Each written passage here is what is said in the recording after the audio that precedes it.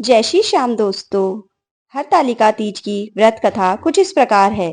श्री भोले शंकर बोले, हे गौरी पर्वतराज, हिमालय पर स्थित गंगा के तट पर तुमने अपनी बाल्यावस्था में 12 वर्षों तक अधोमुखी होकर घोर तप किया था। इतनी अवधि तुमने अन्न में खाकर, पेड़ों के सूखे पत्ते चबाकर व्यतीत किए। माघ की विकराल शीतलता में तुमने निरंतर जल में प्रवेश करके तप किया। वैशाख की जला देने वाली गर्मी में तुमने पंचाग्नि से शरीर को तपाया। श्रावण की मूसलाधार वर्षा में खुले आसमान के नीचे बिना अन्न जल ग्रहण किए समय व्यतीत किया। बहुत तपस्या करी। तुम्हारे पिता तुम्हारी कष्ट साध्य तपस्या को देखकर बड़ी दुखी होते थे। उन्हें बड़ा कलेश होता था। तब एक दिन तुम्हारी तपस्या तथा पिता के कलेश को देखकर नारद जी तुम्हारे घर पर पधारे।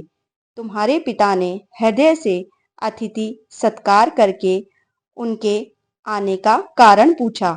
नारद जी ने कहा, गिरिराज, मैं भगवान विष्णु के भेजने पर यहाँ उपस्थित हुआ हूँ। आपकी कन्या ने बड़ा कठोर तप किया है।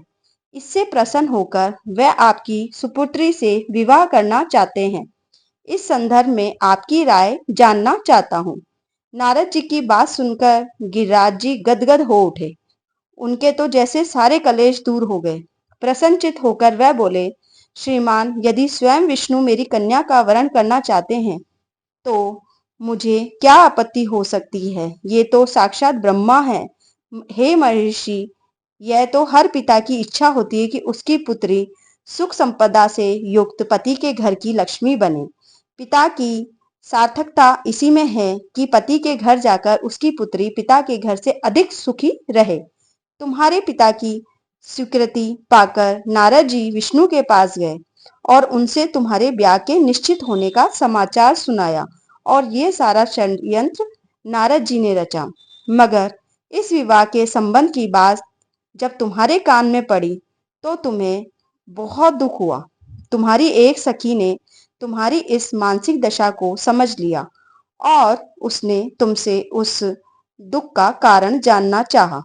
तब तुमने बताया कि मैंने सच्चे हृदय से भगवान शिव शंकर का वरण किया है, किंतु मेरे पिता ने मेरा विवाह विष्णु जी से निश्चित कर दिया है। मैं विचित्र धर्म संकट में हूँ। अब मैं क्या करूँ? प्राण छोड़ देने से अतिरिक्त अब कोई भी उपाय शेष नहीं बचा है। तुम्हारी सखी बड़ी ही समझदार और सूझबूझ वाली थी। उसने कहा, सखी, प्राण त्यागने से अच्छा है कि तुम अपने आराध्य देव को याद करो। संकट के मौके पर धैर्य से काम लेना चाहिए। नारी के जीवन की सार्थकता इसी में है कि पति रूप में हृदय से जिसे एक बार स्वीकार कर लिया, जीवन प्रयत्न उसी से निर्वाह करती है। सच्ची आस्था और एक निष्ठा के समक्ष तो ईश्वर को भी समर्पण करना पड़ता है। मैं तुम्हें घनघोर जंगल में ले चलती हूँ, जो साधना स्थली भी हो, और जहाँ तुम्हारे पिता भी तुम्हें खोज नहीं पाएंगे। वहां तुम साधना में लीन हो जाना। मुझे विश्वास है कि ईश्वर तुम्हें अवश्य ही सहायता करेंगे। तुमने ऐसा ही किया। तुम्हारे पिता तुम्हारे घर पे ना पाकर बहुत दुखी हुए थे, बहुत चिंतित हुए थे। वह सोचने लगे कि तुम जाने कहाँ चली गई। मैं विष्णु जी से उसका विवाह करने का प्रण कर चुका था।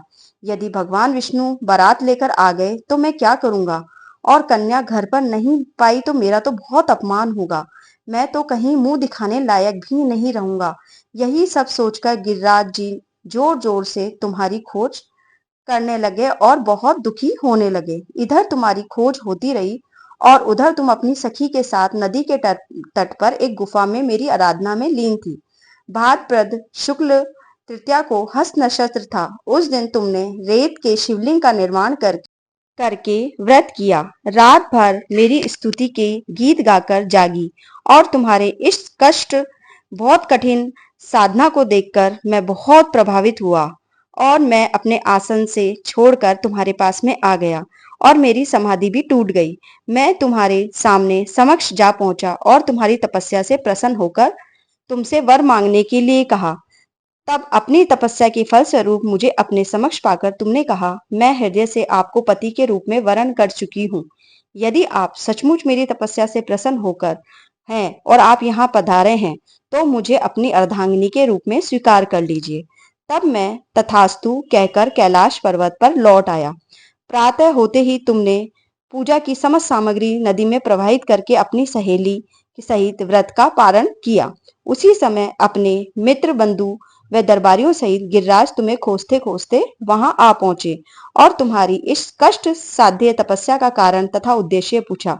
उस समय तुम्हारी दशा को देखकर गिरिराज अत्यधिक दुखी हुए और पीड़ा के कारण उनकी आंखों में से आंसू आने लगे। तुमने उनके आंसू पोंछते हुए विनम्र स्वर में कहा, पिताजी, मैंने अपने जीवन का अधिकांश समय कठोर तपस्या में ही बिताया है। मेरी इस तपस्या का उद्देश्य केवल यही था कि मैं महादेव को अपना पति रूप मानना चाहती हूँ और मैं उन्हीं से विवाह करना चाहती हूँ। आज मैं अपनी तपस्या की कसौटी पर खरी उतर चुकी हूँ। आप क्योंकि विष्णु जी से मेरा विवाह करने का निर्णय ले चुके हैं, तो मैं तैयार नहीं हूँ। इसीलिए मैं अपने आराध्य की खोज में घर छोड़कर यहाँ चली आई। जब मैं आपके साथ इसी शर्त पर घर जाऊंगी कि आप मेरा विवाह विष्णु जी से न करा के महादेव जी से कराएंगे। गिरिराज मान गए और तुम्हें अपने घर ले आए। कुछ समय के पश्चात शास्त्रोक्त विधि विधान पूर्वक उन्होंने हम दोनों का विवाह सूत्र में बांध दिया और हमारा विवाह करवा दिया। हे पार्वती, मैं ये कहानी इसलिए सुना रहा हूँ कि हे पार्वती, भाद्रपद शुक्ल तृतीया को तुमने मेरी आराधना करके जो ये व्रत किया, उसी के फलस्वरूप मेरा तुमसे विवाह हो सका। इसका महत्व यह है कि मैं इस व्रत को करने वाली कुंवारियां लड़कियों को और कुंवारी कन्याओं को मनोवांछित फल देता हूँ और सौभाग्यशाली स्त्री का सौभाग्य अखंड रखता हूँ।